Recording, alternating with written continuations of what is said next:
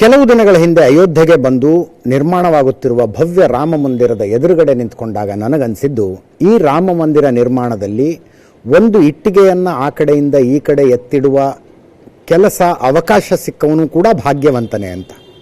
ಅಂಥದ್ರಲ್ಲಿ ರಾಮ ಮಂದಿರದ ಗರ್ಭಗುಡಿಯಲ್ಲಿ ಮುಂದಿನ ಶತಮಾನಗಳ ಕಾಲ ಆರಾಧನೆಗೆ ಪೂಜೆಗೆ ಒಳಗಾಗಲಿರುವ ಶ್ರೀರಾಮಲಲ್ಲಾನ ವಿಗ್ರಹ ಕೆತ್ತುವ ಸೌಭಾಗ್ಯ ಸಿಕ್ಕಂಥವರು ಎಷ್ಟು ಭಾಗ್ಯಶಾಲಿಗಳು.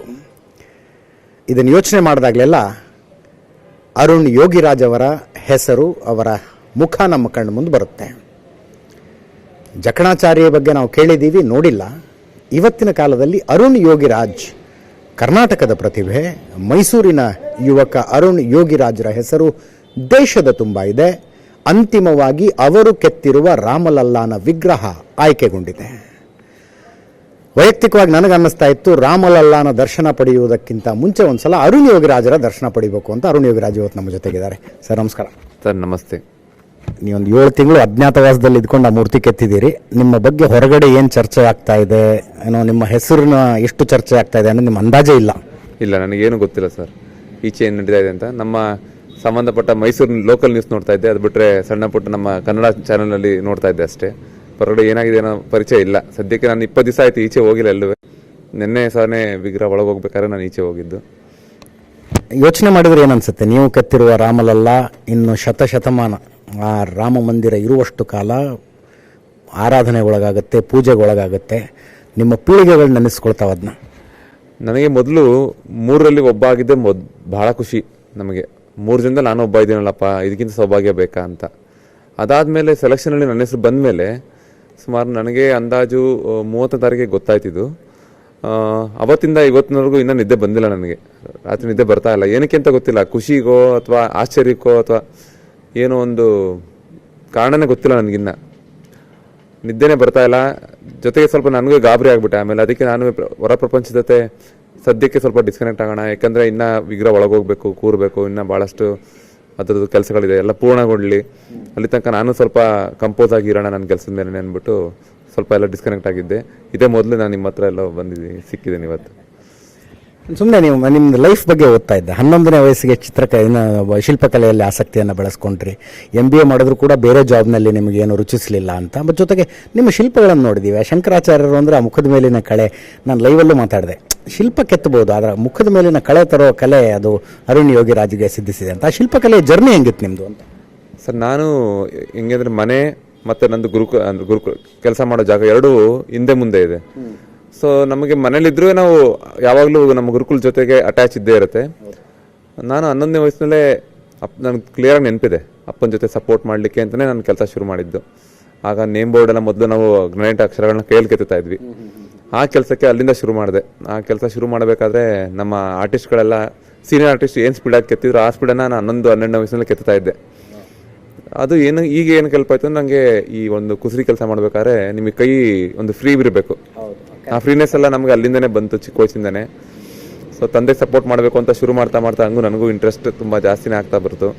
ಅವ್ರ ಹಿಂದೆ ನಿಂತ್ಕೊಂಡು ಅವ್ರು ಹೇಗೆ ಮಾಡ್ತಾರೆ ಅನ್ನೋದು ಅಬ್ಸರ್ವ್ ಮಾಡೋದು. ಈ ಒಂದು ನಾಲೆಜ್ ಟ್ರಾನ್ಸ್ಫರ್. ಈಗ ನೋಡಿ, ನಮ್ಮ ತಾತವ್ರ ಗುರುಗಳು ಶಿಲ್ಪಿ ಸಿದ್ಲಿಂಗ್ ಸ್ವಾಮಿಗಳಿದ್ದಾರೆ. ಅವ್ರ ನಾಲೆಜು ನಮ್ಮ ತಾತವ್ರಿಗೆ ಟ್ರಾನ್ಸ್ಫರ್ ಆಗಿತ್ತು. ಅಲ್ಲಿ ಅವ್ರ ಹತ್ರ 25 ವರ್ಷ ಅವರು ಗುರುಕುಲದಲ್ಲಿ ವಿದ್ಯಾರ್ಥಿಯಾಗಿ ನಮ್ಮ ತಾತವ್ರ ಸೇವೆ ಸಲ್ಲಿಸಿದ್ರು. ಸೊ ಅವರ ನಾಲೆಜು ನಮ್ಮ ತಾತವ್ರಿಗೆ ಬಂದಿತ್ತು, ನಮ್ಮ ತಾತವರಿಂದ ನನ್ನ ತಂದೆಗೆ, ನನ್ನ ತಂದೆಯಿಂದ ನನಗೆ. ಸೊ ಅದಕ್ಕೆ ನನಗೆ ಎಲ್ಲೋ ಅನಿಸುತ್ತೆ, ಈ ಒಂದು ಪರಂಪರೆ ನಾ ಮಾಡೋ ವಿಗ್ರಹಗಳಲ್ಲಿ ಒಂದು ಪ್ರಭಾವ ಬೀರ್ತಾ ಇದೆ. ಈ ಏನಾಗುತ್ತೆ, ಬೇರೆ ಎಲ್ಲರ ವಿಗ್ರಹಕ್ಕಿಂತ ನನ್ನ ವಿಗ್ರಹದಲ್ಲಿ ಜನ ಒಂದು ಸ್ವಲ್ಪ ಕನೆಕ್ಟ್ ಆಗ್ತಾರೆ. ನಾನು ಫಸ್ಟು ಮಾಡೋ ವಿಗ್ರಹ ಯಾವುದೇ ಇದ್ರೂ ನಾನು ಅದನ್ನು ಮೊದಲು ನೋಡ್ಲಿಕ್ಕೆ ಇಷ್ಟಪಡ್ತೀನಿ. ಯಾರೋ ಒಬ್ರು ಈಗ ನನಗೆ ಗ್ರಾಮ ದೇವತೆ ಮಾಡಿ ಅಂತ ಕೊಟ್ಟರೆ ನನ್ನ ಕೆಲಸ ದುಡ್ಡಿಸ್ಕೊಂಡು ಬರೀ ವಿಗ್ರಹ ಮಾಡೋದಲ್ಲ. ನನಗೆ ಗ್ರಾಮ ದೇವತೆ ನನಗೆ ದರ್ಶನ ಕೊಡೋದಾಗ ನನಗೆ ಮಾಡ್ತಾನೆ ಇರ್ತೀನಿ. ನನಗೆ ಅದು ಸರಿ ಇಲ್ಲ ಅಂದರೆ ನಮ್ಮ ತಂದೆನೂ ಅಷ್ಟೇ, ನನಗೆ ನೆನಪಿದೆ, ನೀವು ಸರಿ ಇಲ್ಲ ಅಂದರೆ ರೆಡಿಯಾಗಿರೋದನ್ನ ಚಿಪ್ಔಟ್ ಮಾಡಿಬಿಡ್ತಿದ್ರು, ಬಂದು ತೆಗೆದಾಕ್ಬಿಡ್ತಿದ್ರು, ಸರಿ ಮಾಡಿದ್ದು ಸರಿ ಇಲ್ಲ ಅಂತ. ಸೊ ಅಂದರೆ ನಮಗೆ ಖುಷಿ ಆಗೋ ತನಕ ಮಾಡೋದನ್ನು ಅಭ್ಯಾಸ ಮಾಡಿಸಿದ್ರು. ಅವ್ರು ಚಿಪ್ಔಟ್ ಮಾಡಿದಾಗ ನಾನು ಕೋಪ ಮಾಡ್ಕೊಳ್ದೇನೆ ತಾಳ್ಮೆಯಿಂದ ಇರಬೇಕು ಅನ್ನೋ ಒಂದು ಅಭ್ಯಾಸ ನನಗೆ ಆಗ್ಲಿಂದನೇ ಬರ್ತು. ಅಂದರೆ ನಾವು ಮಾಡಿರೋ ವಿಗ್ರಹ ಅದರಿಂದ ಏನಾಗುತ್ತೆ, ನಮಗೆ ತಪ್ಪುಗಳು ಗೊತ್ತಾಗಲ್ಲ. ಇದು ನಮ್ಮ ಮಗು, ಇದು ಎತ್ತವ್ರಿಗೆ ಹೆಗಣ ಮುದ್ದು ಅಂದಂಗೆ ನಾವು ಮಾಡಿದ್ದೆಲ್ಲ ಚೆನ್ನಾಗಿ ಕಾಣ್ತಿರುತ್ತೆ ನಮಗೆ. ಆದರೆ ಅದನ್ನು ಆದಷ್ಟು ನಮ್ಮ ಬೇರೆ ಬಂದವರಿಂದ ನೋಡಿ ಹೇಗಿದೆ ಅಂತ ಒಂದು ಫೀಡ್ಬ್ಯಾಕ್ ತೊಗೊಳ್ಳೋಂಥದ್ದು. ಮತ್ತು ಮಧ್ಯದಲ್ಲಿ ನಾವು ಮಾಡಿದ ವಿಗ್ರಹದ ಫೋಟೋ ತೊಗೊಂಡು ನಾವೇ ಅನಲೈಸ್ ಮಾಡೋವಂಥದ್ದು ಏನು ತಪ್ಪಾಗ್ತಾ ಇದೆ ಇದು. ಸೊ ಇದನ್ನೆಲ್ಲ ಒಂದು ಟ್ರ್ಯಾಕ್ ಮಾಡಿಕೊಂಡು ನಾವು ಕೆಲಸ ಮಾಡಿದ್ರೆ, ಜೊತೆಗೆ ನಮಗೆ ಮನಸ್ಸಿನಲ್ಲಿ ಫಸ್ಟ್ ನಾವು ನೋಡಬೇಕು ಅನ್ನೋ ಒಂದು ಪ್ರೀತಿ ನಮ್ಮಲ್ಲಿದ್ದರೆ ಅದು ಕಾಣುತ್ತೆ ಸರ್. ಅದು ಬಹುಶಃ ನಿಮ್ಮ ಹೆಸರು ದೇಶದಾದ್ಯಂತ ಮೊದಲು ಚರ್ಚೆಗೆ ಬಂದಿದ್ದು ಕೇದಾರನಾಥದ ಶಂಕರಾಚಾರ್ಯ ಮೂರ್ತಿಯಿಂದ. ಅದಕ್ಕಿಂತ ಮುಂಚೆ ನಿಮ್ಮ ಫೇವ್ರೇಟ್, ಅಫ್ಕೋರ್ಸ್ ಅಂತ ಒಬ್ಬ ಕಲಾಕಾರನಿಗೆ ನಿಮ್ಮ ಫೇವ್ರೇಟ್ ಕೃತಿ ಯಾವುದು ಅಂತ ಕೇಳಬಾರ್ದು, ಯಾಕಂದ್ರೆ ಮಕ್ಕಳು ಅಂದರೆ ಎಲ್ಲ ಅವ್ರ ಇಷ್ಟನೇ. ನಿಮ್ಗೆ ಅತ್ಯುತ್ತಮವಾಗಿ ನಾನು ತುಂಬ ಒಳ್ಳೆ ಕೆಲಸ ಮಾಡಿದೆ, ನನ್ನ ಕಲೆ ಇದರಲ್ಲಿ ಪ್ರತಿಬಿಂಬಿತಗೊಳ್ತಾ ಇದೆ ಅನ್ನುವಂಥದ್ದು ಯಾವುದು? ನೀವು ನೋಡಿ, ನನಗೆ ಆಗ 32 ವರ್ಷ. ನಮ್ಮ ಮೈಸೂರಿನಲ್ಲಿ ಹಾರ್ಡಿಂಗ್ ಸರ್ಕಲ್ನಲ್ಲಿ ಜಯಚಾಮರಾಜ ಒಡೆಯರ್ ಸರ್ಕಲ್ ಮಾಡಬೇಕು ಅಂತ ಒಂದು ಪ್ರಪೋಸಲ್ ಬರುತ್ತೆ ಸರ್ಕಾರದ ಮುಂದೆ. ಆಗ ನನಗೆ 32 ವರ್ಷ. ಆಗಿನ ಕಮಿಷನರ್ ಬೆಟ್ಸೂರ್ಮಠ ಅಂತ ಇದ್ರು ಕಾರ್ಪೊರೇಷನಲ್ಲಿ. ಅವರು ಈ ಸಣ್ಣ ಹುಡುಗಿಗೆ ಹೆಂಗೆ ಕೊಡೋದಪ್ಪ ಕೆಲಸನ? ಯಾಕಂದರೆ ನೋಡಿ, ಜಯಚಾಮರಾಜ ಒಡೆಯರ್ ಸ್ಟ್ಯಾಚ್ಯೂ ಮಾಡಬೇಕಾದ್ರೆ ಒಂದು ಭಯ ಏನಿತ್ತು ಅಂದರೆ, ಜನಕ್ಕೆ ಕಂಪೇರ್ ಮಾಡಲಿಕ್ಕೆ ಅಕ್ಕಪಕ್ಕ ಅವರ ತಂದೆ ಮತ್ತು ತಾತವ್ರ ವಿಗ್ರಹಗಳಿದೆ. ಅವೆರಡು ಮಾಡಿರೋರು ಆಗಿನ ದೇಶದ ಮಹಾನ್ ಶಿಲ್ಪಿಗಳು, ಕಾಮತ್ ಅವರು. ಇನ್ನೊಂದು ಇಂಗ್ಲೆಂಡ್ನಲ್ಲಿ ಎಕ್ಸಿಬಿಟ್ ಆಗಿ ಇಡೀ ಇಂಗ್ಲೆಂಡ್ನಲ್ಲಿ ಫಸ್ಟ್ ಪ್ರೈಸ್ ತಗೊಂಡಿದ್ದಂಥ ಒಂದು ಸ್ಕಲ್ಪ್ಚರ್ ಪಕ್ಕದಲ್ಲಿದೆ ಚಾಮರಾಜ ಒಡೆಯರ್ದು. ಅದ್ರ ಜೊತೆ ನಾನು ಮಾಡಬೇಕು ಅಂದಾಗ ಸ್ವಲ್ಪ ಗಾಬರಿ ಆಗುತ್ತೆ. ಜೊತೆಗೆ ಮಾರ್ಬಲ್ನ ನಾನು ಇದುವರೆಗೂ ಮಾಡಿರಲಿಲ್ಲ, ಅದೇ ಫಸ್ಟ್ ಟೈಮ್. ಸೊ ನಂದು 32ನೇ ವಯಸ್ಸಲ್ಲಿ ಮಾಡಿದ ಜಯಚಾಮರಾಜ ಒಡೆಯರ್ ಸ್ಟ್ಯಾಚು. ಆಗ ಅಂದಿನ ಮುಖ್ಯಮಂತ್ರಿಗಳು ಸಿದ್ದರಾಮಯ್ಯ ಸರ್ ಹೇಳಿದ್ರು ಒಂದು ಮಾತು. ನಾನು ಮೈಸೂರಿನಲ್ಲೇ ಬೆಳೆದಿದ್ದು, ಎರಡೂ ವಿಗ್ರಹ ನೋಡಿದ್ದೀನಿ, ಆದರೆ ಈ ವಿಗ್ರಹ ಮಹಾರಾಜರು ಎದ್ದು ಬಂದು ಮಾತಾಡೋಂಗಿದೆ, ಈ ಹುಡುಗಂಗೆ ನಾನು ಸರ್ಕಾರ ಪರವಾಗಿ ಅಭಿನಂದನೆ ಸಲ್ಲಿಸ್ತೀನಿ ಅಂತ ಹೇಳಿದರು. ಸೊ ಅದು ನನಗೆ ಅಲ್ಲಿಂದ ನನಗೊಂದು ಬೂಸ್ಟ್ ಸಿಕ್ತು. ಆಮೇಲೆ ನಂತರ ನಮ್ಮ ಮೈಸೂರಿನಲ್ಲಿ ಈಗ ನೀವು ನೋಡ್ಬೋದು, ರಾಮಕೃಷ್ಣ ಪರಮಹಂಸರದು ಹಾರ್ಡಿಂಗ್ ಸರ್ಕಲಲ್ಲಿ ಮಾಡಿದೆ, ಟೌನಲ್ಲಿ ಡಾಕ್ಟರ್ BR ಅಂಬೇಡ್ಕರ್ ಅವ್ರದ್ದು ಮಾಡಿದೆ. ಸೊ ಈ ಮೈಸೂರಲ್ಲಿ ಮಹಾರಾಜರು ಮಾಡಿದ 3 ಸರ್ಕಲಲ್ಲಿ ಬಿಟ್ಟರೆ ದೊಡ್ಡದು 3 ಸರ್ಕಲ್ ಯಾವುದಾಗಿದೆ 3 ನಾನೇ ಮಾಡಿದ್ದು. ಹಿಂಗೆ ನನ್ನ ಜರ್ನಿ ನಮ್ಮ ಮೈಸೂರಿಂದನೇ ಶುರು ಆಯಿತು. ಇಲ್ಲಿ ತನಕ ಕರ್ಕೊಂಡು ನಿಲ್ಲಿಸಿದ್ದಾರೆ ದೇವರು. ನಮ್ಮ ಚಾಮುಂಡೇಶ್ವರಿ ತಾಯಿಗೆ ಈ ಟೈಮ್ನಲ್ಲಿ ನಾನು ನೆನೆಸ್ಕೊಳ್ಳಿಕ್ಕೆ ಇಷ್ಟಪಡ್ತೀನಿ. ಈ ಕರ್ತವ್ಯ ಪಥದಲ್ಲಿ ನಿಲ್ಲಿಸಿರುವ ಸುಭಾಷ್ ಚಂದ್ರ ಬೋಸ್, ನೇತಾಜಿ ಸುಭಾಷ್ ಚಂದ್ರ ಬೋಸರ ಪ್ರತಿಮೆ, ಅದೇನೋ ಮಾಡಲ್ಲ ಅಂತಂದಿದ್ರಂತೆ ನೀವು, ಕಷ್ಟ ಇದೆ ಅದನ್ನ ಮಾಡೋದು ಅಂತ. ನಮಗೆ ಏನಾಗ್ಬಿಡ್ತು ನೋಡಿ, ಅದು ನೇತಾಜಿ ಸುಭಾಷ್ ಚಂದ್ರ ಬೋಸ್ ಗ್ರಾನೈಟಲ್ಲಿ ಮಾಡಬೇಕಾಗಿರುತ್ತೆ. ಅದು 30 ಅಡಿ ಇರುತ್ತೆ, ನಮಗೆ 300 ಟನ್ ಇರುತ್ತೆ ಕಲ್ಲು. ಸೊ ಆ ಕಲ್ಲನ್ನ ಇಳಿಸ್ಲಿಕ್ಕೆ ಡಿಪಾರ್ಟ್ಮೆಂಟ್ ಅವ್ರಿಗೆ 5 ದಿವಸ ಆಯ್ತು. ಅವ್ರಿಗೆ ಅಲ್ಲಿ ಒಂದು ಸಣ್ಣ ಒಂದು ಜಾಗದಲ್ಲಿ ಇಳಿಸ್ಬೇಕಾಗಿರುತ್ತೆ. ಇಳಿಸ್ಲಿಕ್ಕೆ 5 ದಿವಸ ಆಯ್ತು, ನನಗೆ ಮಾಡಲಿಕ್ಕೆ 2 ತಿಂಗಳು ಟೈಮ್ ಕೊಟ್ಟಿದ್ದಾರೆ. ಅದು ಭಾಳ ಚಾಲೆಂಜಿಂಗ್, ತುಂಬ ಕಷ್ಟ. ಮೋಸ್ಟ್ಲಿ ನಂದು ಸ್ವಲ್ಪ ಏಜ್ ಸಪೋರ್ಟ್ ಮಾಡಿರ್ಬೋದು. ಅದು ಹೇಗೋ ಮಾಡಿದ್ರೆ ನಮಗೆ ದೇಶದ ಮುಂದೆ ಸಿಗಾಕೊಂಡ್ಬಿಡ್ತೀನಿ. ನನಗೆ ಭಯ ಆಗ್ಲಿಕ್ಕೆ ಶುರು ಆಗ್ಬಿಡ್ತು. ಅಷ್ಟು ವರ್ಷದಿಂದ ನೇಮ್ ಮಾಡಿದ್ದೀನಿ ಕಷ್ಟಪಟ್ಟು, ಎಲ್ಲಿ ಹೊಟ್ಟೋಗ್ಬಿಡುತ್ತಪ್ಪ ಅನ್ನೋ ಭಯ. 2 ತಿಂಗಳಲ್ಲಿ ಚೆನ್ನಾಗಿ ಮಾಡಲಿಲ್ಲ ಅಂತ ನಾನು ಜನದ ಮುಂದೆ ಹೇಳೋಕ್ಕಾಲ ಟೈಮ್ ಕೊಟ್ಟರು ಅಂತ. ಅದು ಕಾರಣ ಹೇಳಿದ್ರೆ ನಾನು ಸಣ್ಣವನಾಗ್ತೀನಿ. ಸೊ ಅದರಿಂದ ಒಂದು larger then life size granite, hardest material in the world, time line ತುಂಬ ಕಮ್ಮಿ ಇದೆ, ಇಡೀ ದೇಶನೇ ನೋಡುವಂಥ ಕೆಲಸ, ಇಡೀ ದೇಶದಲ್ಲೇ ಪ್ರಮುಖವಾದ ಜಾಗ.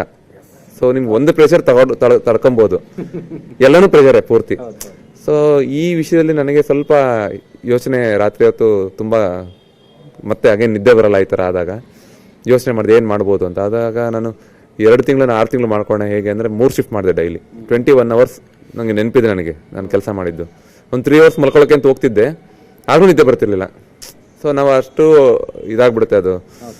ಸೊ ನನಗೆ ಆಗೇನು ಮಾಡಿದ್ವಿ, ಒಂದು 3 ಶಿಫ್ಟಲ್ಲಿ 8 ಗಂಟೆ ಬೇರೆ ಬೇರೆ ಆರ್ಟಿಸ್ಟ್ಗಳು ಬಂದು ಕೆಲಸ ಮಾಡಿ ಹೋಗಿ ಮಲಗುವಂಥದ್ದು.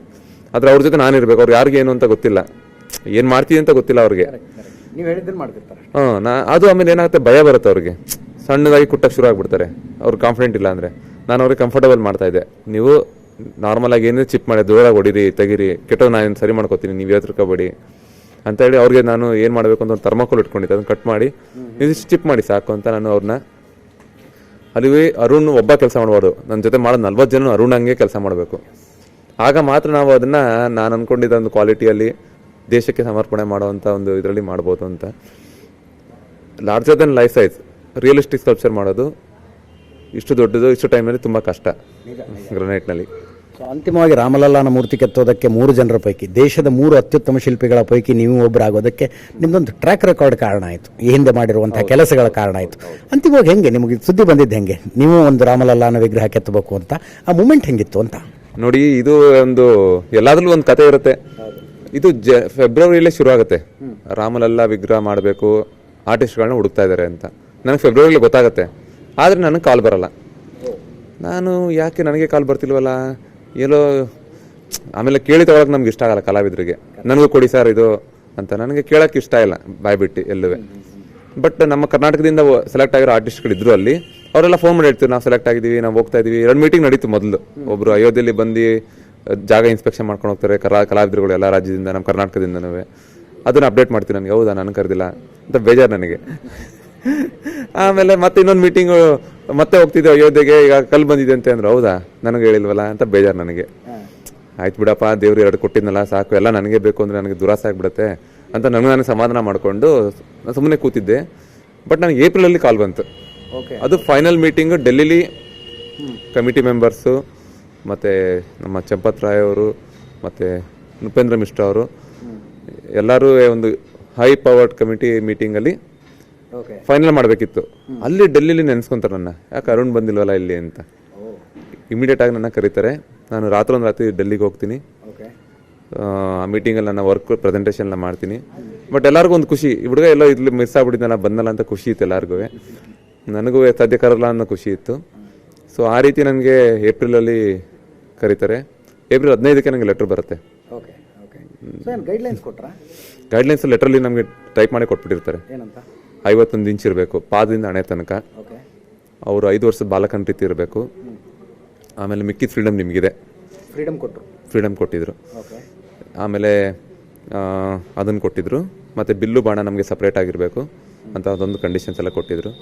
ಆ ಕಂಡೀಷನ್ ಪ್ರಕಾರನೇ ವಿಗ್ರಹನ ಮಾಡಿದ್ದೀವಲ್ಲ.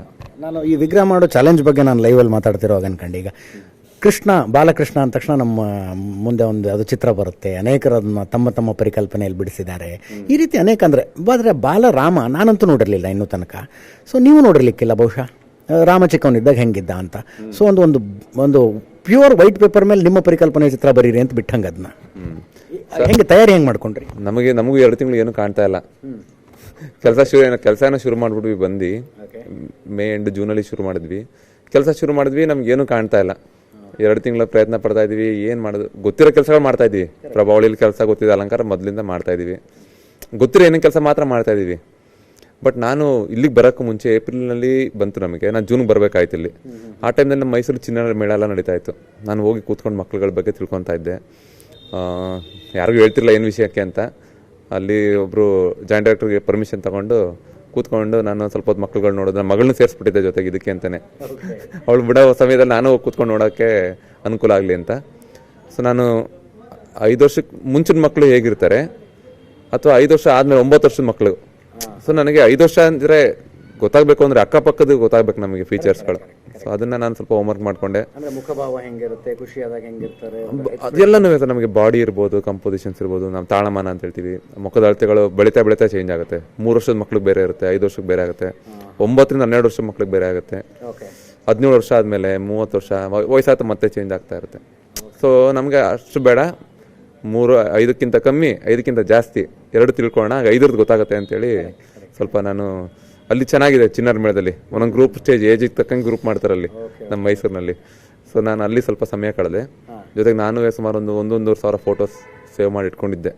ಈಗ ನಮಗೆಲ್ಲ ಸ್ವಲ್ಪ ಮಾಹಿತಿ ಸಿಗೋವಂಥದ್ದಿದೆ. ಜೊತೆಗೆ ನನಗೆ ಹಂಗೂ ಸಿಗ್ತಾ ಇರಲಿಲ್ಲ ಮುಖ.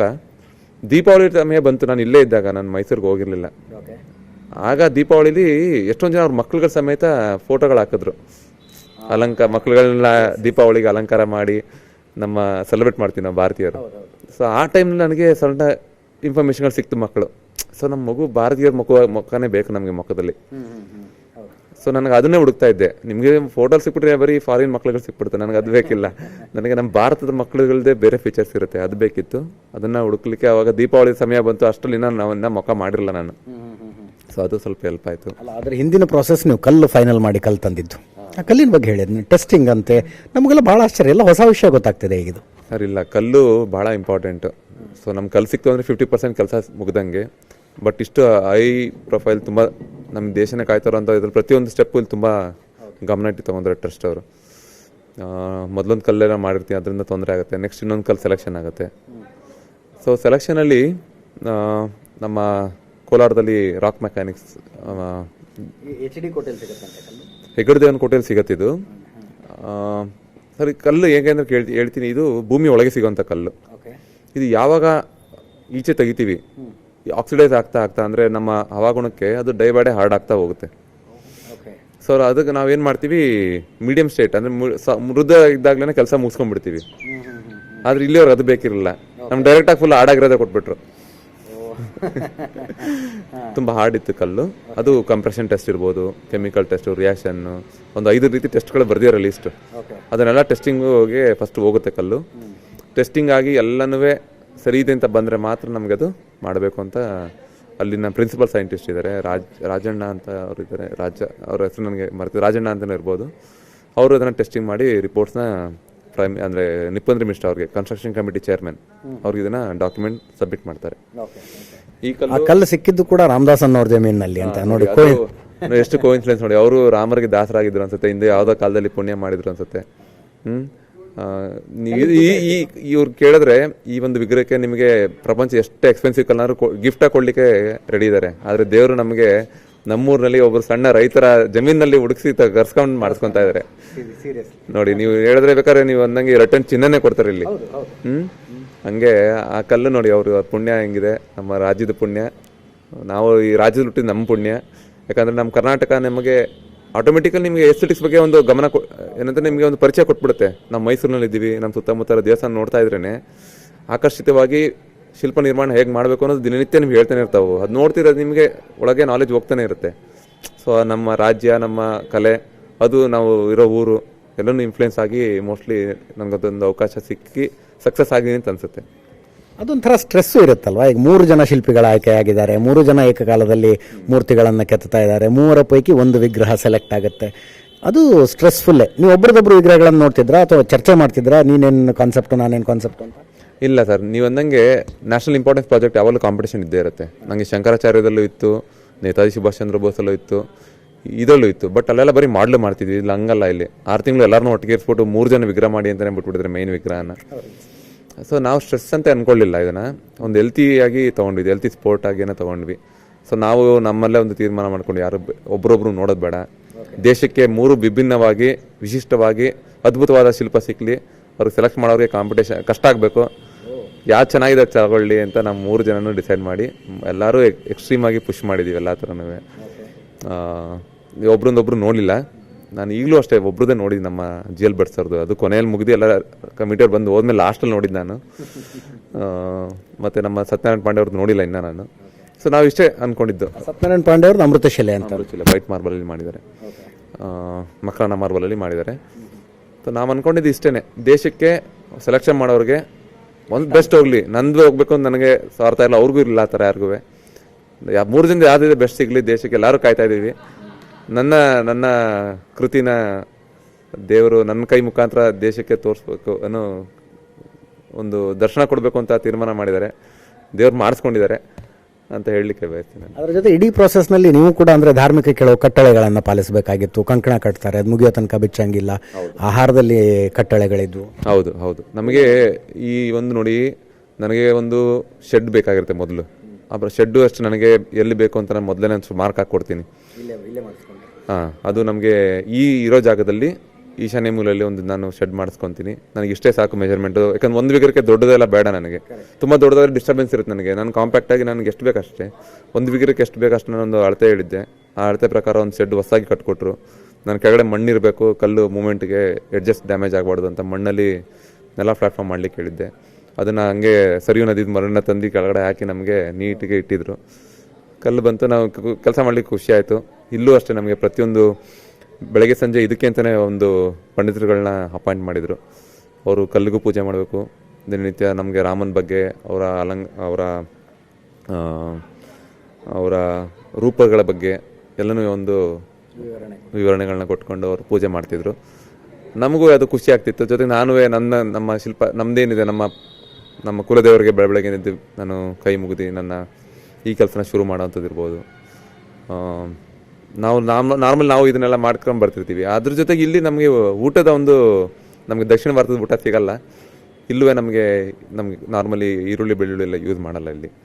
ಸೊ ಅದೇ ರೀತಿಯಾದ ಒಂದು ಸಾತ್ವಿಕ ಆಹಾರ ನಮಗೆ ತುಂಬ ಚೆನ್ನಾಗಿ ಇದು ಮಾಡಿದ್ರು. ಉಪ್ಪು ಖಾರ ಕಮ್ಮಿ ತಿಂದರೆ ಒಳ್ಳೆಯದೇ ನಮಗೆ. ಇಲ್ಲಿ ಒಂದು ತಾಳ್ಮೆ ಮತ್ತು ನಮಗೊಂದು ಪೀಸ್ಫುಲ್ನೆಸ್ಗೆ ಹೆಲ್ಪ್ ಆಗುತ್ತೆ. ನಾನು ಪರ್ಪಸ್ಫುಲಿ ಸ್ವೀಟ್ಸ್ ಎಲ್ಲ ಅವಾಯ್ಡ್ ಮಾಡಿದ್ದೆ. ತಲೆ ಸ್ವಲ್ಪ ಶಾರ್ಪ್ ಆಗಲಿ, ಇನ್ನು ನಮಗೆ ಚೆನ್ನಾಗಿ ಇದಾಗಲಿ ಅಂತ ಒಂದು ಫುಡ್ ಡಯಟಲ್ಲಿ ನಾನು ತುಂಬ ಚೇಂಜ್ ಮಾಡ್ಕೊಂಡಿದ್ದೆ. ಇಷ್ಟೇ ನಮಗೆ ಹುಡುಕ್ಬೇಕಿತ್ತು. ನಾನು ರಾಮನಲ್ಲನ 6 ತಿಂಗಳು ಹುಡುಕ್ತಾ ಇದ್ದೆ. ನನಗೆ ಗೊತ್ತಿಲ್ಲ, ಅವರು ಕಲ್ಲೊಳಗಿದ್ದಾರೆ, ಹುಡುಕ್ಬೇಕಷ್ಟೇ. ಹುಡುಕ್ತಾ ಇದ್ದೆ. ಅವನಿಗೆ ದರ್ಶನ ಕೊಟ್ಟಿದ್ದಾರೆ. ದೇಶದ ಜನತೆಗೂ ಇಷ್ಟ ಆದರೆ ನನಗೆ ಅದಕ್ಕಿಂತ ಖುಷಿ ಇನ್ನೇನಿಲ್ಲ. ಅದರ ಜೊತೆಗೆ ಟ್ರಸ್ಟ್ನಿಂದ ರಿಸ್ಟ್ರಿಕ್ಷನ್ಸ್ ಏನಾದ್ರು ಇತ್ತ? ಇಷ್ಟರಿಂದ ಇಷ್ಟು ಗಂಟೆ ಕೆಲಸ ಮಾಡಬೇಕು, ಅಥವಾ ಇಷ್ಟು ದಿವಸ ಕೆಲಸ ಮಾಡಬೇಕು, ವಾರಕ್ಕೆ ಇಷ್ಟೇ ದಿವಸ ರಜೆ, ನೀವು ಊರಿಗೆ ಇಷ್ಟು ದಿವಸಕ್ಕೆ ಒಂದ್ಸಲನೇ ಹೋಗಬೇಕು, ಆ ಥರದ್ದು ಏನಾದ್ರು ರಿಸ್ಟ್ರಿಕ್ಷನ್ ಇತ್ತು? ಅದು ಫ್ರೀ ಇತ್ತು? ಇಲ್ಲ ಸರ್, ಆ ಥರ ಏನು ರಿಸ್ಟ್ರಿಕ್ಷನ್ಸು ಇಲ್ಲ. ನೀವು 1 ತಿಂಗಳು ಹೋಗ್ತೀರಿ, 2 ತಿಂಗಳು ನಿಮ್ಮ ಇಷ್ಟ. ಅದು ನಾವು ಸಮಯನೂ ಅಷ್ಟೇ, ನಮ್ಗೆ ಯಾವಾಗ ಇಷ್ಟ ಆಗುತ್ತೆ. ರಾತ್ರಿ 2 ಗಂಟೆ ತನಕ ಮಾಡಿದ್ದೀನಿ, ಒಂದೊಂದು ದಿವಸ ರಜೆ ತೊಗೋತೀನಿ, ಅಥವಾ ಹೇಗಾದರೂ ಸರಿ. ನಮಗೆ ಆ ಥರ ರಿಸ್ಟ್ರಿಕ್ಷನ್ಸ್ ಇಲ್ಲ. ಏನಂತೀವಿ, ಕಮಿಟಿಯವರು ಫ್ರೀ ಹ್ಯಾಂಡ್ ಕೊಟ್ಟಿದ್ರು. ನೀವು ಬಂದು ನೋಡ್ತಿದ್ರು. ಆದರೆ ಇಲ್ಲಿ ಟ್ರಸ್ಟ್ ಅವ್ರು ಇನ್ನೊಂದು ತುಂಬ ಒಂದು ಡಿಸಿಪ್ಲಿನಾಗಿ ಏನು ಮಾಡ್ತಿದ್ರು ಅಂದರೆ, ಒಬ್ಬನ್ನ ಬಂದು ಯಾರನ್ನೂ ಭೇಟಿ ಮಾಡ್ತಿಲ್ಲ ಯಾವತ್ತೂ. ಆ ರೀತಿ ಭೇಟಿ ಮಾಡಿದ್ರೆ ಏನಾಗುತ್ತೆ, ಅವ್ರನ್ನ ಭೇಟಿ ಮಾಡಿದ್ರು, ನಮ್ಮ ವಿಗ್ರಹ ನೋಡೋಕೆ ಬಂದಿಲ್ಲ ಅನ್ನೋ ಒಂದು ಮನಸ್ಸಲ್ಲಿ ನಿಮಗೆ ನೋವು ಶುರು ಆಗಿಬಿಡುತ್ತೆ. ಅದನ್ನು ಆಗಲಿಕ್ಕೆ ಬಿಡಲಿಲ್ಲ. ಬಂದರೆ 3 ಜನದ ವಿಗ್ರಹಗಳನ್ನ ಒಬ್ಬರಾದ್ಮೇಲೆ ನೋಡ್ಕೊಂಡು ಹೋಗ್ತಿದ್ರು. ಆಮೇಲೆ ನಮಗೆ ನೋಡ್ಕೊಳ್ಳಿಕ್ಕೆ ಅಂತಲೇ 1-2-3 ಜನನ ಇಲ್ಲಿ ನಮಗೆ ವ್ಯವಸ್ಥಾಪಕರನ್ನ ಇಟ್ಟಿದ್ರು. ಸೊ ತುಂಬ ಆರ್ಗನೈಸ್ ಆಗಿ ಚೆನ್ನಾಗಿ ಮಾಡಿದ್ರು. ನಮಗೆ ಎಷ್ಟು ಬೇಕಷ್ಟು, ನಮಗೆ ತುಂಬ ಆಡಂಬರ ಏನು ಬೇಕಿಲ್ಲ. ನಮಗೂ ಈ ಹೆಲ್ತಿ ಎನ್ವೈರನ್ಮೆಂಟ್ನ ನಮ್ಗೆ ಕ್ರಿಯೇಟ್ ಮಾಡಿಕೊಟ್ಟಿದ್ರು. ಎಷ್ಟು ಸಲ ಅಂದರೆ 7 ತಿಂಗಳಲ್ಲಿ ಎಷ್ಟು ಸಲ ಊರಿಗೆ ಬಂದ್ರಿ? ಆವಾಗ ಬರ್ತಿದ್ರಾ ಮೈಸೂರಿಗೆ? ಇಲ್ಲ ಸರ್, ನನಗೆ ನೋಡಿ ಇಲ್ಲಿ ಏನಾಗ್ಬಿಡ್ತು, ತಂದೆಯವ್ರದ್ದು 2ನೇ ವರ್ಷದ ಕಾರ್ಯ ಅದು ಬಂದುಬಿಡ್ತು ಮಧ್ಯದಲ್ಲಿ. ನಾನು ಹೋಗ್ಲಿಕ್ಕೆ ತುಂಬ ಇಷ್ಟ, ಯಾಕಂದ್ರೆ ನಾನು ಆ ಥರ ಮಿಸ್ ಮಾಡೋಕ್ಕೆ ಇಷ್ಟ ಇಲ್ಲ. ಬಟ್ ಈ ಕೆಲಸ ಇಂಪಾರ್ಟೆಂಟ್ ಅಂತೇಳಿ ನಾನು ಇಲ್ಲಿ ಹೇಳಿದೆ, ಈ ಥರ ತಂದೆಯವ್ರದ್ದು ಕಾರ್ಯ ಅಂತ. ಅವತ್ತು ದಿವಸ ಎಲ್ಲರಿಗೂ ಇಲ್ಲೇ, ಬ್ರಾಹ್ಮಣರಿಗೆ ಎಲ್ಲರಿಗೂ ಊಟ, ಮತ್ತು ನಮ್ಮ ಇರೋ ಎಲ್ಲರಿಗೂ ಇವರಿಲ್ಲೇ ಅವರೇ ಟ್ರಸ್ಟ್ ಅವರೇ ಅರೇಂಜ್ ಮಾಡಿ ಊಟ, ಎಲ್ಲರಿಗೂ ಅವತ್ತು ವಿಶೇಷವಾದ ಊಟ ತಯಾರು ಮಾಡಿಕೊಟ್ಟಿದ್ರು. ನಮಗೆ ತುಂಬ ಖುಷಿಯಾಯಿತು. ದೀಪಾವಳಿಗೂ ನಾನು ಹೋಗೋಕ್ಕಾಗಲಿಲ್ಲ. ದಸರಾ ನಮ್ಮ ಮೈಸೂರು, ನನಗೆ ಆ ಟೈಮ್ನಲ್ಲಿ ಬೇರೆ ಊರಲ್ಲಿ ಇರೋಕ್ಕೆ ಇಷ್ಟಪಡಲ್ಲ ನಾವು. ಅಂಥದ್ರಲ್ಲೂ ನಾನು ದಸರಾದಲ್ಲಿ ಹೋಗಲಿಲ್ಲ. ಬಟ್ ನನ್ನ ಮಗಳು ಅಪ್ಪ ಡ್ಯಾನ್ಸ್ ಇದೆ ಅಂತ 2 ತಿಂಗಳು ಮುಂಚೆ ಹೇಳಿದಾಳೆ ನನಗೆ, ನೀವು ಬರಬೇಕು ಅಂತ. ಆಗ ಬೇಜಾರಾಯಿತು, ಏನಾದ್ರು ನನ್ನ ಮಗಳೇ ನನ್ನ ಹತ್ರ ಅಪಾಯಿಂಟ್ಮೆಂಟ್ ತೊಗೊಳಂಗೆ ಆಗ್ತಾ ಇದೆಯಲ್ಲ, ಬೇಡ, ಇದು ಸರಿ ಇಲ್ಲ ಅಂತೇಳಿ ನನ್ನ ಮಗಳದು ಸ್ಕೂಲ್ ಡೇ ಫಂಕ್ಷನ್ಗೆ ಅಂತ ಮೈಸೂರಿಗೆ ಹೋಗಿ ಬಂದಿದ್ದೆ ನಾನು. ಅಂದರೆ ನಿಮ್ಮ ಫ್ಯಾಮಿಲಿಯವ್ರದ್ದು ಮಾತುಗಳನ್ನು ಕೇಳ್ತಾ ಇದ್ದೆ, ಇಂಟರ್ವ್ಯೂ ನೋಡ್ತಾ ಇದ್ದೆ. ಅಂದರೆ ನಿಮಗೆ ಎಷ್ಟು ಇದ್ರ ಇಂಪಾರ್ಟೆನ್ಸ್ ಇದೆ, ಎಷ್ಟು ದೊಡ್ಡ ಕೆಲಸ ಅನ್ನೋದು ಗೊತ್ತಲ್ಲ, ಅವ್ರೆಲ್ರಿಗೂ ಗೊತ್ತು ಅಂತ ಅವ್ರ ಸಂಭ್ರಮ ನೋಡ್ತಾ ಇದ್ದೆ. ಆವಾಗ ಫ್ಯಾಮಿಲಿ ಕೋಆಪ್ರೇಷನ್ ಸಿಗೋಕ್ಕೆ ಸಾಧ್ಯ. 7 ತಿಂಗಳು ಗಂಡ ಮನೆಗೆ ಬರ್ತಿಲ್ಲ ಅಂತಂದ್ರೂ ಕೂಡ ಎಷ್ಟು ದೊಡ್ಡ ಕೆಲಸದಲ್ಲಿ ಗಂಡ ನಿರತ ಆಗಿದ್ದಾನೆ ಅನ್ನೋದು ಹೆಂಡತಿ ಕನ್ವಿನ್ಸ್ ಆಗಿರುತ್ತೆ. ಹೌದು, ಇಲ್ಲ ಅವ್ರ ಸಪೋರ್ಟು ತುಂಬ ಚೆನ್ನಾಗಿ ನನಗೆ ಈ ಟೈಮ್ನಲ್ಲಿ. ಆ್ಯಕ್ಚುಲಿ ನನಗೆ 1 ವರ್ಷದ ಮಗ ಇದ್ದಾನೆ. ಅವನು ಹುಟ್ಟಿದಾಗ ನಾನು ನೋಡಿರಲ್ಲ ಅವನ್ನ. ಅವನು ಹುಟ್ಟಿದಾಗ ನಾನು ಇದರಲ್ಲಿದ್ದೆ, ಇಂಡಿಯಾ ಗೇಟಲ್ಲಿ ನೇತಾಜಿ ಸುಭಾಷ್ ಚಂದ್ರ ಪ್ರಾಜೆಕ್ಟ್. ಅವ್ನು ಹುಟ್ಟಿ 2 ತಿಂಗಳಾದ್ಮೇಲೆ ನೋಡಿದ್ದೆ ನಾನು ಅವನ್ನ. ಅದಾದಮೇಲೆ ಸ್ವಲ್ಪ ಒಂದು 6 ತಿಂಗಳಿದ್ದೆ. ಅಷ್ಟರಲ್ಲಿ ಈಗ ನಡೆಯೋದು ಕಲ್ತ್ಕೊಂಡಂತೆ ಎಲ್ಲ, ಅದನ್ನು ನೋಡಲಿಲ್ಲ ನಾನು. ಇಲ್ಲಿ ಬಂದು 7 ತಿಂಗಳಾಗಿತ್ತು. ಅವನು ಈಗ ಅದೇ ಕಂಡಿಡಿಯಲ್ಲ ಈಗ ಅಪ್ಪ ಅಂದ್ಕೊಳ್ಳೋ ಒಂದೊಂದ್ಸಲ ವೀಡಿಯೋಗಳಲ್ಲಿ ನೋಡ್ತಿರ್ತೀವಿ. ಎದುರಿಗೆ ಹೋದಾಗ ಸ್ವಲ್ಪ ಕಷ್ಟ ಆಗತ್ತೆ ನಮಗೆ. ಬಟ್ ಅದಕ್ಕಿಂತ ಅದು ಸರಿಯಾಗುವಂಥ ವಿಷಯ. ಬಟ್ ಇದು ಅದಕ್ಕೂ ಇಂಪಾರ್ಟೆಂಟ್, ಯಾಕಂದರೆ ಸಾವಿರಾರು ಜನ ಕಲಾವಿದರು ಕೆಲಸ ಮಾಡ್ತಿದ್ದಾರೆ. ನಮ್ಮ ಭಾರತದವರು ನೊಂದ ಇತಿಹಾಸ ಇದೆ, ಭಾಳಷ್ಟು ಜನ ಸ್ಯಾಕ್ರಿಫೈಸಸ್ ಇದೆ. ಅವ್ರುಗಳ ನೋವು ಮುಂದೆ ನಮ್ಮದೆಲ್ಲ ಏನು ತುಂಬ ಚಿಕ್ಕದು ಸರ್, ತುಂಬ ಚಿಕ್ಕದು. ಸೊ ಫಸ್ಟು ಇಲ್ಲಿ ನಾನು ಅಲ್ಲಿ ಕೆಲಸದ ಜಾಗದ ಹತ್ರ ಹೋದ್ರೆ ಸಾಕು, ನಂಗೆ ಕಣ್ಣೀರೇ ಬಂದ್ಬಿಡುತ್ತೆ. ಅಷ್ಟು ಜನ ಕಷ್ಟಪಡ್ತಿದ್ದಾರೆ. ಇದೊಂದು ಜಾಗಕ್ಕೆ ನಾವು ಭಾರತೀಯರು ಎಷ್ಟು ವರ್ಷದಿಂದ ವೆಯ್ಟ್ ಮಾಡ್ತಾ ಇದ್ದೀವಿ. ಈ ಒಂದು ಸಮಯದಲ್ಲಿ ನಾವು ಇದೀವಲ್ಲ, ನನಗೊಂದು ಕೆಲಸ ಸಿಕ್ಕಿದೆಯಲ್ಲ, ಇದೇ ಒಂದು ದೊಡ್ಡ ಪುಣ್ಯ ಬಿಡಿ ಸರ್ ನಮ್ಮ ಜೀವನದಲ್ಲಿ. ಅಂತಿಮವಾಗಿ ರಾಮಲಲ್ಲ ನನ್ನ ಪೂರ್ತಿ ಈ ಕೆಲಸ ಮುಗೀತು, ರಾಮಲಲ್ಲ ನನ್ನಿಂದ ಕೆತ್ತಲ್ಪಟ್ರು ಅಂದಾಗಿನ ಫೀಲಿಂಗ್ ಹೆಂಗಿರುತ್ತೆ? ಇನ್ನೂ ಅದು ತಗೊಳಕ್ಕೆ ಆಗ್ತಾ ಇಲ್ಲ ನನ್ನ ಕೈಲಿ. ಈ ರಾಮಲಲ್ಲ ಅಯೋಧ್ಯೆದು, ಈಗ ಅಯೋಧ್ಯೆ ರಾಮಲಲ್ಲ ಅಂತ ಬಂದ ಜೊತೆಗೆ ನನ್ನ ಹೆಸರು ಬರ್ತಾ ಇದೆ. ನನಗೆ ಅದು ಇನ್ನು ಹೇಗೆ ಜೀರ್ಣ ಮಾಡ್ಕೋಬೇಕು ಅನ್ನೋದೇ ಗೊತ್ತಾಗ್ತಾ ಇಲ್ಲ. ಬಟ್ ನಮ್ಮ ಕೆಲಸದಲ್ಲಿ ಶ್ರದ್ಧೆಯಿಂದ ಮಾಡಿದ್ದೀನಿ. ಅದು ನಮ್ಮ ಕಂಟ್ರೋಲಬಲ್ಸ್, ನಮ್ಮ ಕೈಯಲ್ಲಿ ಏನಿದೆ ಅದನ್ನು ನಾನು ತುಂಬ ಶ್ರದ್ಧೆಯಿಂದ ಮಾಡಿದ್ದೀನಿ. ನನ್ನ ಕೈಲಿ ಏನಿದೆ ಕೆಲನ ತುಂಬ ಚೆನ್ನಾಗಿ ಮಾಡಿ ತೋರಿಸ್ಬೋದು, ಅಥವಾ ರಾಮನ ಹುಡ್ಕೋ ಪ್ರಯತ್ನ ಮಾಡಿ ನನ್ನ ಕೈಲಾದ ಶಕ್ತಿ ಮೀರಿ ಆ ಸಮಯದಲ್ಲಿ ಏನು ಅವರು ನನಗೆ ಬುದ್ಧಿ ಕೊಡ್ತಾರೆ ಅದ್ರ ಪ್ರಕಾರ ಯೋಚನೆ ಮಾಡಿ ನಾನು ಕೆಲಸ ಮಾಡ್ಬೋದು. ಇದಿಷ್ಟೇ ನನ್ನ ಕೈಲಿರೋದು, ಅದಷ್ಟೇ ಮಾಡಿದ್ದು. ಮಿಕ್ಕಿದೆಲ್ಲ ಭಗವಂತನ ಇಚ್ಛೆ. ನಮ್ಮನ್ನು ಇಲ್ಲಿ ಕರ್ಕೊಂಡು ನಿಲ್ಲಿಸಿದರೆ ನಮ್ಮ ಮನೆತನ 300 ವರ್ಷಗಳಿಂದ ಕೆಲಸ ಮಾಡ್ತಾ ಬರ್ತಾ ಇದೆ. ನಮ್ಮ ತಾತ, ನಮ್ಮ ತಂದೆ, ಮುತ್ತಾತ, ಅವ್ರ ತಂದೆ, ಚೋಡಪ್ಪ ಶಿಲ್ಪಿ, ಬಸಪ್ಪ ಶಿಲ್ಪಿ, ಬಸವಣ್ಣ ಶಿಲ್ಪಿ, ಯೋಗಿರಾಜ್ ಶಿಲ್ಪಿ, ಅರುಣ್ ಯೋಗಿರಾಜ್. ಸೊ ಇಷ್ಟು ಜನದ ಪರಿಶ್ರಮ, ಒಂದು ಮನೆತನ ಇಷ್ಟು ವರ್ಷದಿಂದ ಕಷ್ಟಪಡ್ತಿದೆ. ಇವ್ರಿಗೂ ಒಂದು ಆಶೀರ್ವಾದ ಮಾಡೋಣ ಅಂತೇಳಿ ಆಶೀರ್ವಾದ ಮಾಡ್ದಂಗಿದೆ ನನಗೆ, ಅಷ್ಟೇ. ಇನ್ನೇನು ನನಗೆ ಈಗ ರಾಮಲಲ್ಲ ಹೆಂಗೆ ಕಾಣಿಸ್ತಾರೆ ಅನ್ನೋದನ್ನ 22ನೇ ತಾರೀಕೆ ಜಗತ್ತು ನೋಡೋದು. ಹೌದು. ವಿವರಿಸ್ಬೋದಾ ನೀವು? ಅಂದರೆ ಏನು ಪರಿಕಲ್ಪನೆಯಲ್ಲಿ ಮಾಡಿದ್ರಿ? ಒಂದು ವಿವರಣೆ. ಪರಿಕಲ್ಪನೆ ಇಷ್ಟೇ ಸರ್. ನನಗೆ ಮಗು ರೀತಿ ಅವ್ರು ಹೇಳ್ದಂಗೆ ಮಗುನ ಮೊದಲು ಹುಡುಕ್ಬೇಕಿತ್ತು ಕಾಲಿನಲ್ಲಿ. ಮಗು ಜೊತೆಗೆ ರಾಮನ ಹುಡುಕ್ಬೇಕಿತ್ತು. ರಾಮನಲ್ಲಿ ಅವರು ನಮ್ಮ ಯುವರಾಜನ ಹುಡುಕ್ಬೇಕಿತ್ತು. ಸೊ ಇದೆಲ್ಲನೂ ನಾನು ತಲೆಲಿಟ್ಕೊಂಡು ಪ್ರಯತ್ನ ಮಾಡಿದ್ದೀನಿ. ನಮ್ಮ ದಕ್ಷಿಣ ಭಾರತದ ಸ್ವಲ್ಪ ಶೈಲಿಯನ್ನು ನಾವು ಹಾಕೊಂಡಿದ್ದೀವಿ. ಉತ್ತರ ಭಾರತಕ್ಕೂ ಬೇಕಾದಂಥ ಒಂದು ಅಂಶಗಳನ್ನ ಮಾಡಿ ನಮ್ಮ ದೇಶದ ಒಂದು ಕನೆಕ್ಟ್ ಆಗೋ ರೀತಿಯಲ್ಲಿ ನಾನು ಪ್ರಯತ್ನ ಪಟ್ಟಿದ್ದೀನಿ. ನಮ್ಮ ದೇಶದ ಜನತೆಗೆ ಇಷ್ಟ ಆದರೆ ನನಗೆ ಅದಕ್ಕಿಂತ ದುಡ್ಡು ಇರ್ತೀನಿ. ನಾನು ಕೇಳಿದ್ದೀನಿ, ಕೆತ್ತುತ್ತಾ ಅದ್ರ ಜೊತೆ ಒಂದು ಅಟ್ಯಾಚ್ಮೆಂಟ್ ಬಂದ್ಬಿಡುತ್ತೆ ಅಂತ. ನೆನ್ನೆ ಇಲ್ಲಿ ಕ್ರೇನಲ್ಲಿ ಇಟ್ಕೊಂಡು ಹೋಗುವಾಗ ಇಲ್ಲಿ ಮಕ್ಕಳಿದ್ದಾರೆ, ಇಲ್ಲಿ ಸೆಕ್ಯೂರಿಟೀಸ್ ಇದ್ದಾರೆ, ಎಲ್ಲ ಇದ್ದಾರೆ. ಅವ್ರೆಲ್ಲರಿಗೂ ಬೇಜಾರಿದೆ ಇವತ್ತು. ಏನಕ್ಕೆ ಅಂದರೆ ಮನೆಯಿಂದ ಯಾರೋ ಓದಂಗೆ ಆಗಿದೆ ಅವ್ರಿಗೆ. ಅವರು 6 ತಿಂಗಳಿಂದೆಲ್ಲ ಇದ್ರ ಜೊತೆ ಇದ್ರು. ಇಲ್ಲೊಂದು ಹುಡುಗ ಇದ್ದಾನೆ, ಒಂದು 4 ದಿವಸ ಆಯ್ತು ಬಂದು ಸೈಕಲ್ ಹೊಡಿತಾ ಇದ್ದಾನೆ. ಅವ್ರ ತಂದೆಗೆ ಹೇಳ್ತಾನೆ, ಇವತ್ತು ಇಲ್ಲಿ ಏನೋ ಖಾಲಿ ಆಗಿದೆ, ನನಗೆ ಇಲ್ಲಿ ಬೇಜಾರಾಗ್ತಿದೆ ಅಂತ. ಸೊ ನಮಗೆಲ್ಲ ಒಂದು ಮನೆಯಿಂದ ಯಾರೋ ಒಬ್ರು ಪರ್ಸನ್ ಈಚೆ, ಅಂದರೆ ಒಬ್ರು ಮನೆಯಿಂದನೇ ಒಬ್ರು ಈಚೆ ಹೋದಂಗೆ ಇಲ್ಲಿ ನಾವು ಇದೇ ಮನೆ ನಮಗೆ 6 ತಿಂಗಳು 7 ತಿಂಗಳಿಂದ ಎಲ್ಲರೂ ಆ ಒಂದು ಭಾವನೆಯಲ್ಲೇ ಬರ್ತಿದ್ದಂಗೆ ನಾನು ರಾತ್ರಿ ವಾಪಸ್ ಕೆಲಸ ನಮ್ಮ ಇನ್ಸ್ಟಾಲೇಷನ್ ಮುಗಿಸಿ ಬೆಳಗಿನ ಜಾವ ಆಯ್ತು ಬರಷ್ಟು. ಆ ಟೈಮಲ್ಲೇ ಎಲ್ಲರೂ ಹಂಗೆ ಅಂತಿದ್ರು. ನನಗೂ ಈಗ ಅದೇ ಅಂತಾರೆ, ಇಲ್ಲಿ ಒಂದು ಖಾಲಿ ಇದೆ, ನಾವು ಅಲ್ಲಿಗೆ ಹೋಗೋಣ ನೋಡ್ಕೊಂಬರೋಣ ಅನ್ನಂಗಿದೆ. ಈ ಒಂದು ಪ್ರಾಜೆಕ್ಟ್ನ ನಂತರ ಅರುಣ್ ಯೋಗಿರಾಜರ ಜೀವನ ಹೆಂಗೆ ಬದಲಾಗುತ್ತೆ? ಇವರ ಸೆಲೆಬ್ರಿಟಿ ಸ್ಕಲ್ಪ್ಚರ್ ಈಗ ಇನ್ನೊಂದು ಎಲ್ಲೆಲ್ಲಿಂದನೋ ಪ್ರಾಜೆಕ್ಟ್ಸ್ ಬರ್ಬೋದು, ಏನೋ ನಿಮ್ಮನ್ನು ನೋಡೋ ರೀತಿನೇ ಬದಲಾಗ್ಬಿಡುತ್ತೆ. ನಾನು ಅದು ಅಷ್ಟು ತಲೆಗೆ ತಗೊಳ್ಳಲ್ಲ. ನಾನು ಏನೇ ಇದ್ರೂ ನನ್ನ ಪ್ರಯಾರಿಟಿ ಕಲ್ಲಿಗೆ ಎಷ್ಟು ಸಮಯ ಡೈಲಿ ಕೊಡಬೇಕು ಅನ್ನೋದು, ಅದಕ್ಕೆ ನಾನು ಸ್ಟಿಕ್ ಆಗಿರ್ತೀನಿ. ಸೊ ಅದ್ರ ಜೊತೆಗೆ ಈಗ ನೀವು ಅಂದಂಗೆ ಆರ್ಡರ್ಸ್ಗಳು ದೇಶದ ಎಲ್ಲ ಕಡೆಯಿಂದ ಬರ್ಬೋದು. ಮೊದಲನೇ ಇಂಪಾರ್ಟೆನ್ಸ್ ನಮಗೆ ನ್ಯಾಷನಲ್ ಇಂಪಾರ್ಟೆನ್ಸ್ ಪ್ರಾಜೆಕ್ಟ್ನ ತೊಗೋತೀನಿ. ಅದು ಬಿಟ್ಟರೆ ಪಬ್ಲಿಕ್ ಜೊತೆ ಇರೋಂಥ ಪ್ರಾಜೆಕ್ಟ್ ತೊಗೊತೀನಿ. ನೆಕ್ಸ್ಟ್ ಪ್ರೈವೇಟ್ ಕಲೆಕ್ಷನ್ಸ್ ಅವ್ರಿಗೆ. ಸೊ ಈ ರೀತಿ ಸ್ಟೆಪ್ ಬೈ ಸ್ಟೆಪ್. ಸೊ ನಮ್ಗೆ ಏನು ಬೇಕು ಅನ್ನೋದು ಮೊದಲು ಕಲ್ ಜೊತೆ ನಾನು ಸಮಯ ಕಳೀಲೇಬೇಕು. ಅದಕ್ಕೆ ಅದರಿಂದ ನಾನು ಇಲ್ಲಿ ನಿಮ್ಮ ಮುಂದೆ ಕೂತೀನಿ, ಎಲ್ಲರ ಮುಂದೆ ದೇಶದ ಮುಂದೆ ಈಗ ನನ್ನ ಹೆಸರು ಬಂದಿರೋದು. ಅದರಿಂದ ದೂರ ಹೋದರೆ ಮತ್ತೆ ನನಗೆ ಏನೋ ತಪ್ಪು ಮಾಡ್ತೀನಿ ಅನಿಸುತ್ತೆ ಜೀವನದಲ್ಲಿ. ಸೊ ನಾನು ಕಲ್ ಜೊತೆ ಹೆಚ್ಚಿನ ಮತ್ತೆ ಸಮಯ ಕೊಡುವಂಥದ್ದು, ಅದರಲ್ಲಿ ದೇಶಕ್ಕೆ ಬೇಕಾದಂಥ ಪ್ರಾಜೆಕ್ಟ್ಗಳನ್ನ ನನ್ನ ಅವಶ್ಯಕತೆ ಇದ್ದರೆ ಸೇವೆ ಮಾಡುವಂಥದ್ದು. ನಂತರ ನಮ್ಮ ಪಬ್ಲಿಕ್ ನಮ್ಮ ರಾಜ್ಯದ್ದು ಸಂಬಂಧಪಟ್ಟದ್ದು ಏನೇ ಕೆಲಸ ಇದ್ರೂ ನನಗೆ ಮಾಡ್ಲಿಕ್ಕೆ ಭಾಳ ಖುಷಿ ಆಗುತ್ತೆ ಯಾವಾಗಲೂ. ಈ 7 ತಿಂಗಳ ಅವಧಿಯಲ್ಲಿ ಬಹುಶಃ ಸಾಕಷ್ಟು ಪ್ರಾಜೆಕ್ಟ್ಸ್ಗಳು ಬಂದಿದ್ವು ಏನೋ ನಿಮಗೆ? ಅಂದರೆ ಇನ್ಯಾವುದೋ ಕೆಲಸ ಅದು ಮಾಡಿಕೊಡಿ ಇದು ಮಾಡಿಕೊಡಿ ಅಂತ. ನಮಗೆ ಅದೊಂದು ಇತ್ತು. ನನಗೆ ಸುಮಾರು ಒಂದು ನೋಡಿ 6-7 ತಿಂಗಳಿಂದ 9 ತಿಂಗಳಿಂದ ನಾನು ಕಮರ್ಷಿಯಲ್ಸ್ನ ನಾನು ಸ್ಟಾಪ್ ಮಾಡಿದೆ. ಅಂದರೆ ನಾನು ಯಾವುದೇ ಪ್ರೈವೇಟ್ ಒಂದು ಆರ್ಡರ್ಸ್ ತೊಗೊಂಡಿಲ್ಲ. ಕೋಟ್ಯಾಂತರ ರೂಪಾಯಿ ಆರ್ಡರ್ ಬಿಟ್ಟಿದ್ದೀನಿ. ಏನಕ್ಕೆ ಸೆಲೆಕ್ಟ್ ಆಗುತ್ತೋ ಇಲ್ಲೋ ಗೊತ್ತಿಲ್ಲ.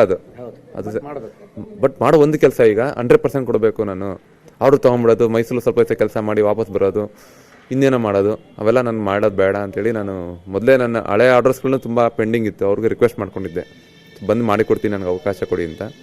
ಹೊಸ ಆರ್ಡರ್ಸ್ಗಳನ್ನ ಸ್ಟಾಪ್ ಮಾಡಿದ್ದೆ. ಸೊ ನನಗೆ ಏನಾಗಿದೆ, ನೀವು ಅಂದಂಗೆ ಕೇದಾರ್ನಾಥ್ ಮತ್ತು ನೇತಾಜಿ ಆದಮೇಲೆ ತುಂಬ ಆರ್ಡರ್ಸ್ ಜಾಸ್ತಿ ಯಾವಾಗಲೂ ಇರುತ್ತೆ. ಅದನ್ನೆಲ್ಲನೂ ನಾನು ಸ್ವಲ್ಪ ಒಂದು 9 ತಿಂಗಳಿಂದ ಸ್ಟಾಪ್ ಮಾಡಿದ್ದೆ. ಜೊತೆಗೆ ತುಂಬ ದೊಡ್ಡ ದೇಶದ ಪ್ರಮುಖ ಇಂಡಸ್ಟ್ರಿಯಲಿಸ್ಟ್ ಅಂತೆಲ್ಲ ಕಾಲ್ ಬರುತ್ತೆ. ನಾನು ಸ್ವಲ್ಪ ಅವ್ರನ್ನ ಅವಾಯ್ಡ್ ಅನ್ನೋದಕ್ಕಿಂತ ನಾವು ಬರೋಕ್ಕಾಗಲ್ಲ ಅಂತ ರಿಕ್ವೆಸ್ಟ್ ಮಾಡ್ಕೊತೀನಿ. ರಿಕ್ವೆಸ್ಟ್ ಮಾಡಿಕೊಂಡು ಹೆಚ್ಚಿನ ಗಮನ ನನಗೆ ಇದು ಕೊಡಬೇಕಿತ್ತು. ಹೇಳಿದೆ ನನ್ನ ಕೈಲಿರೋದು ಒಂದೇ, ಚೆನ್ನಾಗಿ ಮಾಡೋದು, ಅದಕ್ಕೆ ಸಮಯ ಕೊಡೋದು, ಅದಷ್ಟು ಫಸ್ಟ್ ಮಾಡಿದೆ. ಮಿಕ್ಕಿದೆಲ್ಲ ದೇವರೇ ನಮ್ಗೆ ಏನು ಬೇಕು ಅವರೇ ಸೆಲೆಕ್ಟ್ ಮಾಡಿಕೊಂಡು ಇಲ್ಲಿ ತನಕ ಕರ್ಕೊಂಡು ಬಿಟ್ಟಿದ್ದಾರೆ ನಮ್ಮನ್ನು. ಒಂದು ಭಾಳ ಸಿಲ್ಲಿ ಪ್ರಶ್ನೆ ನನಗೂ ಗೊತ್ತಾದರೂ ಕೇಳ್ತೀನಿ ಅರುಣ್ ಅವರು. ಸಾಮಾನ್ಯವಾಗಿ ಈ ರೀತಿಯ ಪ್ರಾಜೆಕ್ಟ್ಗಳಲ್ಲಿ ಒಂದು ಅಗ್ರಿಮೆಂಟ್ ಹಾಕೋತಾರೆ. ನಾನು ಇಷ್ಟು ದಿವಸದಲ್ಲಿ ಇದನ್ನು ಮಾಡಿಕೊಡ್ತೀನಿ, ಅದಕ್ಕೆ ನನ್ನ ಚಾರ್ಜಸ್ ಎಷ್ಟು, ಕನ್ಸಲ್ಟೇಷನ್ ಎಷ್ಟು, ಆ ಕೆಲಸಕ್ಕೆ ಎಷ್ಟು, ಈ ಕೆಲಸಕ್ಕೆ ಎಷ್ಟು. ಇವ್ರ ಜೊತೆ ಏನು ಅಗ್ರಿಮೆಂಟ್ ಮಾಡ್ಕೊಂಡಿದ್ರಿ? ನಮ್ಗೆ ಆ ರೀತಿ ಏನೂ ಇಲ್ಲ. ಅವರೊಂದು ನೀವು ಸೆಲೆಕ್ಟ್ ಆಗಿರೋ ಅಂತ ಲೆಟ್ರ್ ಕೊಟ್ಟರಲ್ಲ, ಅದೇನು ಖುಷಿ. ಅಲ್ಲಿಗೆ ಬಂದು ನಾವೆಲ್ಲರೂ 3 ಜನನೂ ಯಾರೂ ಇನ್ನೂ ₹1 ಏನೂ ತೊಗೊಂಡಿಲ್ಲ. ಅವ್ರು ಏನು ಗೌರವವಾಗಿ ಏನು ಕೊಡ್ತಾರೆ ಎಲ್ಲರೂ ಅದನ್ನೇ ತೊಗೋಬೇಕು ಅಂತ ತೀರ್ಮಾನ ಮಾಡಿಕೊಂಡು ಈ ಕೆಲಸ ಮುಗಿಸಿದ್ದೀವಿ. ನಾವು ಏನು ಕೊಟ್ಟರು ಖುಷಿನೇ. ಅದಕ್ಕಿಂತ ಹೆಚ್ಚಾಗಿ ಭಗವಂತ ಅದಕ್ಕಿಂತ ದೊಡ್ಡ ವರನೇ ಕೊಟ್ಟಿದ್ದಾನೆ. ಇನ್ನೇನು ಕೊಟ್ಟರು ನಮಗೆ ಅದು ಏನಂತಾರೆ ನಮ್ಮ ಜೀವನಕ್ಕೆ ಅಷ್ಟೇ ಅದು. ಬಟ್ ಜೀವನಕ್ಕಿಂತ ಬೇಕಾದಂದ್ರೆ ಅವ್ರು ಕೊಟ್ಬಿಟ್ಟಿದ್ದಾರೆ ಈಗ ನಮಗೆ. ಸೊ ಇದನ್ನು ಜೀರ್ಣಿಸ್ಕೊಳ್ಳೋ ಶಕ್ತಿ ಕೊಟ್ಟರೆ ಸಾಕೀಗ ನನಗೆ ಅವರು. ಈ ಕುಟುಂಬದವ್ರನ್ನ ಕರ್ಕೊಂಬಂದು ತೋರಿಸ್ಬೇಕು ನೀವು ಪ್ರಾಣ ಪ್ರತಿಷ್ಠಾಪನೆ ಆದ ನಂತರ. ಯಾವಾಗ ಮಾಡ್ತೀರಿ ಅಮ್ಮ? ಅದು ಈಗ ನನಗೆ ಒಬ್ಬನಿಗೆ ಇಲ್ಲಿ ಹೋಗ್ಲಿಕ್ಕೆ ನನಗೆ ಇನ್ವಿಟೇಷನ್ ಇರೋದು. ಅದರಿಂದ ಇದುವರೆಗೂ ನಮ್ಮ ಕುಟುಂಬದವ್ರು ಒಬ್ರು ಬಂದು ನೋಡಿಲ್ಲ. ಎಲ್ಲ ಬೈತಾ ಇದ್ದಾರೆ, ನನ್ನ ಕರ್ಕೊಂಡೋಗಿಲ್ಲ, ನೀನು ನನ್ನ ಕರ್ಕೊಂಡೋಗಿಲ್ಲ ಅಂತ. ಅದಕ್ಕೆ ಇದು ಉದ್ಘಾಟನೆ ಆದಮೇಲೆ ಅವ್ರು ನಮ್ಮ ಮತ್ತೆ ಮನೆಯವ್ರನ್ನೆಲ್ಲರೂ ಒಂದ್ಸಲ ನಾನು ಕರ್ಕೊಂಡು ತೋರಿಸ್ಬೇಕು ಅಂತ ಅಂದ್ಕೊಂಡಿದ್ದೀನಿ. ಮತ್ತು ಅದರ ಜೊತೆಗೆ 7 ತಿಂಗಳು ಅವ್ರದ್ದು ಒಂದು ತ್ಯಾಗ ಇದೆ ಇದಕ್ಕೆ. ನಿಮ್ಮಿಂದ ದೂರ ಇದ್ಕೊಂಡು ಏನೋ ಬಹುಶಃ ಮನೇಲಿ ಏನೋ ಸಮಸ್ಯೆ ಆದರೆ ನಿಮ್ಗೆ ಗಮನಕ್ಕೂ ತರ್ತಿರ್ಲಿಕ್ಕೆಲ್ಲ, ಕಾನ್ಸಂಟ್ರೇಷನ್ ಹಾಳಾಗ್ಬಿಡುತ್ತೆ ಅವ್ರದ್ದು ಅಂತ. ಅವ್ರಿಗೇನು ಹೇಳಕ್ಕೆ ಇಷ್ಟಪಡ್ತೀರಿ? ಹೆಂಗೆ ನೆನ್ಸ್ಕೊತೀರಿ ನೀವು ಫ್ಯಾಮಿಲಿನ? ಹೇಳಿದ್ನಲ್ಲ ಸರ್, ಮೊದಲು ಈ ಕೆಲಸ ಸಿಕ್ಕಿದ್ದು ನನ್ನ ಪುಣ್ಯ. ಅಂದರೆ ಆ ಮನೆತನದಲ್ಲಿ ಹುಟ್ಟಿದ್ದು ನನ್ನ ಅದಕ್ಕಿಂತ ದೊಡ್ಡ ಪುಣ್ಯ. ಯಾಕಂದರೆ ಅಂಥ ಮನೆತನದಲ್ಲಿ ಹುಟ್ಟಿದ್ದಕ್ಕೆ ನಾನು ಒಬ್ಬ ಕಲಾವಿದನಾಗಿ ನಿಮ್ಗಳ ಮುಂದೆ ಕೂರೋ ಅವಕಾಶ ಸಿಕ್ಕಿದ್ದು. ಆ ನಿಟ್ಟಿನಲ್ಲಿ ನಮ್ಮ ಮನೆತನದಲ್ಲಿ ನಮ್ಮ ತಾತನವ್ರಿಗೆ 8 ಜನ ಮಕ್ಕಳು, 8 ಜನ ಈಗಲೂ ಒಟ್ಟಿಗೆ ಇದ್ದೀವಿ. ನಮ್ಮ ಅತ್ತೆದಿರೋ ಒಂದು 5 ಜನ ಇದ್ದಾರೆ. ಏನಾದರೂ ಫೋನ್ ಮಾಡ್ತಾರೆ ಎಲ್ಲರೂ. ನಮ್ಮ ತಂದೆನೂ ಸೇರಿ ಇಬ್ಬರು ಚಿಕ್ಕಬ್ದಿರು, ಅವರು ಸಪೋರ್ಟಾಗಿ ನಾನು ಇಲ್ಲದೇ ಇದ್ರು ಅಲ್ಲಿ ನೋಡ್ಕೊಳ್ಳೋಂಥದ್ದು, ವ್ಯವಸಾಯ ಮಾಡೋವಂಥದ್ದು ಇನ್ನೊಬ್ಬರು. ಸೊ ಈಗಲೂ ನನಗೆ ಒಂಥರ ಬ್ಯಾಕ್ ಸ್ಟ್ರೆಂತ್. ಏನು ಮನೆ ಕಡೆ ನಾನು ಇಲ್ಲದೇ ಇದ್ರೂ ನಡೆಯುತ್ತಪ್ಪ, ಅವ್ರು ಇದ್ರೆ ನೋಡ್ಕೊಂತಿರ್ತಾರೆ, ಯಾರೊಬ್ರು ಇರ್ತಾರೆ ಎಲ್ಲರೂ. ನಮ್ಮ ಅಣ್ಣ, ನಮ್ಮ ಅಕ್ಕ, ನಮ್ಮ ಭಾವ ಅವರು. ಅದೊಂಥರ ನಮ್ಮ ಮನೇಲಿ ನಾನು ಬೆಳೆದ ಅಂದರೆ 41 ವರ್ಷ, ಈಗ 35 ವರ್ಷದಿಂದ ನಾನು ನೋಡ್ದಂಗೆ ನೆನಪಿರೋ ಹಂಗೆ ದಿನನಿತ್ಯ ಒಂದು 20-25 ಜನ ಯಾವಾಗಲೂ ಇರ್ತಾರೆ ಡೈಲಿ.